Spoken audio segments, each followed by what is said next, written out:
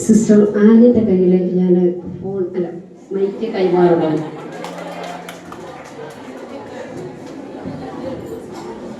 നിങ്ങൾ വളരെ വാശിയോടെ അത് കേൾക്കാൻ നിങ്ങൾക്ക് താല്പര്യമുണ്ട്, പറയാൻ ഞങ്ങൾക്ക് അതിനേക്കാട്ടി താല്പര്യമുണ്ട്. റിസൾട്ട് പറഞ്ഞ 2-3 കാര്യങ്ങൾ നിങ്ങൾ ശ്രദ്ധിക്കണം കേട്ടോ. എല്ലാവരും നല്ല പാട്ടുകാരികളാണ്, ഒന്നിനൊന്നും പറ്റില്ല. പക്ഷെ 2-3 കാര്യങ്ങളിൽ ഞങ്ങൾക്ക് വിഷമം തോന്നി. 2-3 കാര്യങ്ങളൂടെ പറയാണ്. കാരണം വിഷമം എന്ന് പറഞ്ഞാൽ അതുകൊണ്ടല്ല, അവർക്ക് ചെറിയ ചെറിയ സ്ലൈഡ് പോയിന്റിന്റെ വ്യത്യാസം വന്നതുകൊണ്ട് സമ്മാനം അങ്ങോട്ടും ഇങ്ങോട്ടും മാറിപ്പോയതിന്റെ വിഷമം, അല്ലാതെ പിന്നെ നിങ്ങൾക്ക് നിങ്ങളുടെ മറ്റ് വിഷമം, നെഗറ്റീവായിട്ടുള്ള വിഷമമല്ല, ചെറിയ ഫോൾട്ട് കൊണ്ട് പോയിന്റ് മാറിപ്പോയത് കൊണ്ട് പറയുക കേട്ടോ. കരോക്കെ വെച്ചൊരു ടീം പാടി. നിങ്ങളുടെ പാട്ട് നല്ല സൂപ്പർ പാട്ടായിരുന്നു, നല്ല രസമായിരുന്നു. ഞങ്ങളതുകൊണ്ട് തുടക്കത്തിൽ അങ്ങോട്ട് ആസ്വദിച്ചു. പക്ഷേ പിന്നെ ഇങ്ങോട്ട് വന്നപ്പോഴത്തേന് ശോകമായിരുന്നു. ശോകം എന്ന് വെച്ചാൽ നിങ്ങൾ നെഗറ്റീവായിട്ട് എടുക്കരുത് കേട്ടോ. നിങ്ങൾ ഇനിയാണെങ്കിലും പാടാൻ പോകുമ്പോൾ ശ്രദ്ധിക്കണം. കാരണം എല്ലാവരും നല്ല പാട്ടുകാരികളായോണ്ടാണ് സിസ്റ്റർ പറയുന്നത്. അതായത് കരോക്കയുടെ താളവും നിങ്ങളുടെ പാട്ടിന്റെ താളവും കൂടെ രണ്ടായിട്ട്. അപ്പൊ കരോക്കെ എടുക്കുന്നവർ പ്രത്യേകം ശ്രദ്ധിക്കണം. കരോക്കയുടെ താളത്തിനൊപ്പം തന്നെ പാടാൻ ശ്രദ്ധിക്കുക. അതായത് കരോക്കയുടെ താളവും ശ്രുതിയും മാറി പോകാതെ പാടാനായിട്ട് ശ്രദ്ധിക്കണം. അതൊരു പ്രധാനപ്പെട്ട ഫാക്ടറാണ്. കരോക്കെ ഇല്ലെങ്കിൽ ഒരു പ്രശ്നവുമില്ല. പിന്നെ ഞൊട്ടയടിച്ച് പാടിയ ഒരു ടീമുണ്ട്. ഞാൻ ഞൊട്ടയെന്ന് തന്നെ എഴുതിയിട്ടുണ്ട് ഇതിനകത്ത്. ദയവായിട്ട് പാട്ട് പാടുമ്പോൾ ഞൊട്ട താളത്തിനനുസരിച്ച് വന്നില്ലെങ്കിൽ ഞൊട്ടയടിക്കാനേ പോലും. ഞൊട്ട ഒരു പ്രശ്നമേ അല്ല കേട്ടോ. ഞൊട്ടയടിക്കുകയോ അടിക്കാതിരിക്കുകയോ നിങ്ങളുടെ ഇഷ്ടം. പക്ഷെ ഞൊട്ടയടിക്കുമ്പോൾ പാട്ട് കൃത്യമായിരിക്കും. മനസ്സിലായോ? അപ്പൊ അത് ഒരു ചെറിയ ചെറിയ കാര്യങ്ങളാണ്.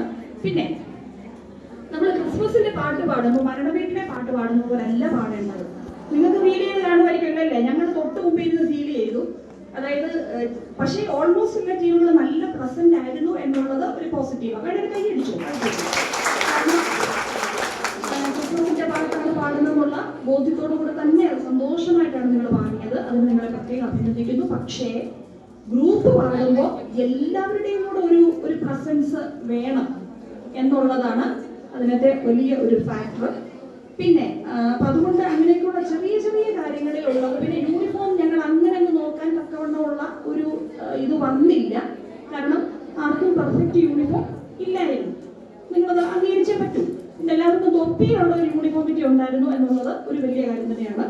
അപ്പൊ അതിന്റെ വെളിച്ചത്തിൽ ചില 1, 2, 3 പാട്ടൊക്കെ പാടിയവരുണ്ട്. പക്ഷെ അതിന്റെ മീനിങ് ഒക്കെ ഞങ്ങൾ നോക്കി. കാരണം നല്ല കോമ്പറ്റീഷൻ ആയിരുന്നു കേട്ടോ. ശരിക്കും ഞങ്ങൾക്ക് ഇത് മാർക്കിടാൻ നല്ല പ്രയാസം ഉണ്ടായിരുന്നു.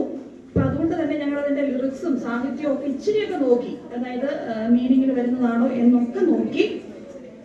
അപ്പൊ ഏകദേശം നിങ്ങൾ തന്നെ ഇപ്പൊ ഉറപ്പിച്ച് കാണുമല്ലോ, ആർക്കാണ് ഫസ്റ്റ് ആർക്കാണ് സെക്കൻഡ് നിങ്ങൾ ഉറപ്പിച്ച് കാണും. പക്ഷേ ഒരു വിഷമം എനിക്കുണ്ട്. കഴിഞ്ഞ വർഷം സമ്മാനാർഹരായവര് പിന്തള്ളി പോയോ എന്ന് ഒരു ഡൗട്ടുണ്ട്. അത് നിങ്ങൾക്ക് തന്നെ അറിയാം. താളം നിങ്ങൾ മെയിൻറ്റെയിൻ ചെയ്തു. പിന്നെ ഈ പാട്ട് സെലക്ട് ചെയ്യുമ്പം ഒന്ന് ശ്രദ്ധിക്കണം. ചില വരികളൊന്നും ചിലരുടെ ക്ലിയർ അല്ലായിരുന്നു. ഇത് പേപ്പറിനകത്തെല്ലാം വ്യക്തമായിട്ട് എഴുതിയിട്ടുണ്ട്. നിങ്ങൾക്ക് നോക്കിയാൽ കേട്ടോ. ഒരു പ്രശ്നം ഉണ്ടാക്കാതെ നിങ്ങൾ പെൺകുട്ടികളായതുകൊണ്ടും അടി വരാൻ സാധ്യതയുള്ളത് കൊണ്ടും നമ്മളെല്ലാം എഴുതിയിട്ടുണ്ട്. അതുകൊണ്ട് അതിന് യാതൊരു സംശയങ്ങളും ഇല്ലാത്തതുപോലെ എഴുതിയിട്ടുണ്ട് ഇതിനകത്ത്. അപ്പൊ പിന്നെ ഒരു കാര്യം നിങ്ങൾ പ്രത്യേകം ശ്രദ്ധിച്ചോളൂ. ഞങ്ങൾക്ക് മാനദണ്ഡമായിട്ട് എടുത്തിട്ടില്ല, പേടിക്കണ്ട.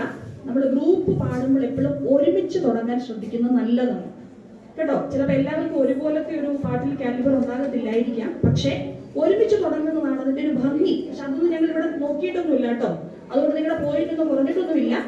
അപ്പോൾ 4th പറയണ്ടല്ലോ അല്ലേ? വെറുതെ നിങ്ങളെ ദുഃഖിപ്പിക്കുന്നില്ല. 3rd പ്രൈസ് ഇത് നമ്മുടെ വിജയമാണ്.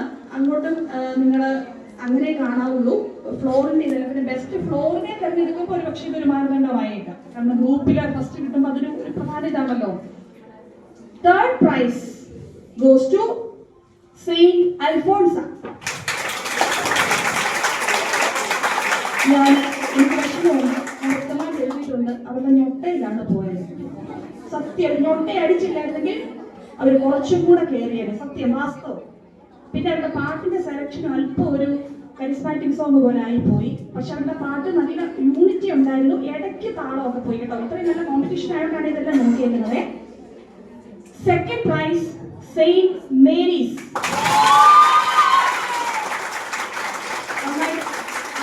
ഒന്നും നോക്കിയിട്ടില്ല. നിങ്ങൾ വിചാരിക്കരുത് അംഗസംഖ്യ ഒന്നും നോക്കിയിട്ടാണ് മാർക്കിട്ടതെന്ന് വിചാരിക്കരുത്. ചിഞ്ചിലുള്ളത് കൊണ്ടുമല്ല മാർക്കിട്ടത്. പ്രധാനപ്പെട്ടത്. ചോദ്യമൊന്നും വേണ്ട, ചിഞ്ചിലുള്ളതുകൊണ്ടൊന്നും അല്ല. പക്ഷെ ചിഞ്ചിലിന്റെ താളം അവർ കൃത്യം മെയിൻറ്റെയിൻ ചെയ്തു, ഉറപ്പായിട്ട്. ചിഞ്ചില് നമ്മളൊരു വലിയ വാദ്യോപകരണമായിട്ടൊരു കോമ്പറ്റീഷൻ ഒന്നും എടുക്കേണ്ട കാര്യമൊന്നും ഇല്ല. പക്ഷെ ചിഞ്ചില് കൃത്യമായിട്ട് മെയിൻറ്റെയിൻ ചെയ്തു കേട്ടോ. എന്തെങ്കിലും ഉണ്ടെങ്കിൽ നോക്കാമേ. ഫസ്റ്റ് പ്രൈസുകാരെ കുറിച്ച് പറയാതിരിക്കാൻ തരവില്ല. അവര് കുറച്ചും കൂടെ നിങ്ങളുടെ ഒരു ഗ്രൂപ്പിന്റെ ഒരു ഇത് വരണം. പക്ഷേ അവരുടെ മുഖത്ത് നല്ല ഈ വെട്ടത്തിന്റെ ഉണ്ടായിരുന്നു, പിന്നെ എല്ലാ സുന്ദരികളുമാണ്, നല്ല ഇതാണ്, എല്ലാം കൊണ്ടും ആയിരിക്കാം ഒരു പക്ഷേ അവർക്ക് ഒരു പാടി ഉറക്കെ നല്ല ഭംഗിയായിട്ട് സന്തോഷമായിട്ടൊരു പാടി നിങ്ങൾക്ക് തന്നെ ഉറപ്പിക്കാമായിരിക്കും അല്ലേ? ആരായിരിക്കും?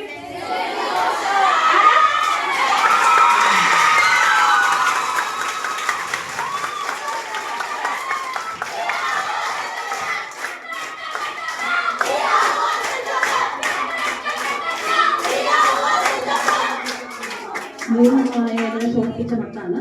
അപ്പം അവർക്കാണ് ഫസ്റ്റ് കാരണം എന്ന് വെച്ചാൽ അവരുടെ മെയിൻറ്റെയിൻ ചെയ്തതും പിന്നെ ഒത്തിരി ശാസ്ത്രീയ വശമൊന്നും പറയുന്നില്ല.